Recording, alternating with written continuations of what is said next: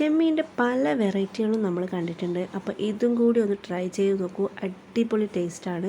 ചോറോ ചപ്പാത്തിയോ പൊറോട്ട എന്തിൻ്റെ കൂടെയും അടിപൊളി കോമ്പിനേഷനാണ്. എല്ലാവരും ഒന്ന് ട്രൈ ചെയ്ത് നോക്കിയിട്ട് കമൻറ്റ് പറയാം. അപ്പോൾ അതിനായിട്ട് ഞാനിവിടെ കുറച്ച് ചെമ്മീൻ എടുത്തിട്ടുണ്ട്. അതിലേക്ക് കുറച്ച് ഉപ്പിട്ട് കൊടുക്കാം.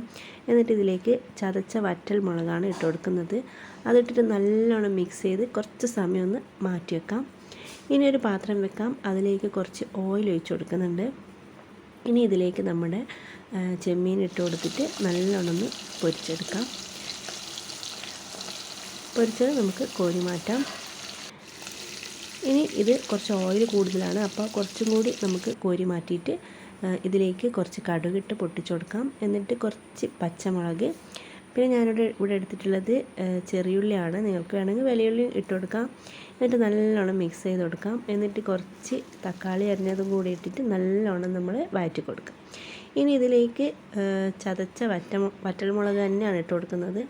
അതും കൂടി ഇട്ടിട്ട് നല്ലോണം മിക്സ് ചെയ്ത് കൊടുക്കാം. വേറെ പൊടികളൊന്നും നമ്മളിതിൽ ഇട്ട് കൊടുക്കുന്നില്ല. ഇനി ഇതിലേക്ക് കുറച്ചും കൂടി ഉപ്പിട്ട് കൊടുക്കാം. എന്നിട്ട് നമ്മൾ നേരത്തെ പൊരിച്ച് വെച്ച ചെമ്മീനും കൂടി ഇതിലേക്ക് ഇട്ടിട്ട് നല്ലോണം മിക്സ് ചെയ്യും. ഒരു 2-3 മിനിറ്റ് വേണമെങ്കിൽ അടച്ച് വെച്ചിട്ട് നമുക്ക് ഇതൊന്ന് ചെയ്യാവുന്നതാണ്. ഇനി അതിലേക്ക് കുറച്ച് ഗരം മസാല മാത്രം ഇതിലേക്ക് ഇട്ട് കൊടുക്കുന്നുണ്ട്.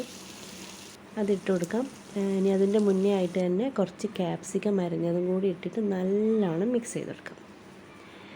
ക്യാപ്സിക്കം ഇട്ട് കൊടുക്കുന്നത് ഒരു പ്രത്യേക ടേസ്റ്റായിരിക്കും. അതുകൊണ്ടാണ് അതിട്ട് കൊടുക്കുന്നത്. ഇനി കുറച്ച് ഗരം മസാലയും കൂടി ഇട്ടിട്ട് മല്ലിയിലയും കൂടി ഇട്ട് കഴിഞ്ഞാൽ നമ്മുടെ ഐറ്റം ഇവിടെ റെഡി ആയിട്ടുണ്ട്. അപ്പോൾ എല്ലാവരും ട്രൈ ചെയ്ത് നോക്കാൻ മറക്കണ്ട. അപ്പോൾ എൻ്റെ ചാനൽ ആദ്യമായിട്ട് കാണുന്നവരാണെങ്കിൽ പ്ലീസ് ഒന്ന് സബ്സ്ക്രൈബ് ചെയ്ത് സപ്പോർട്ടാക്കാം. Thank you.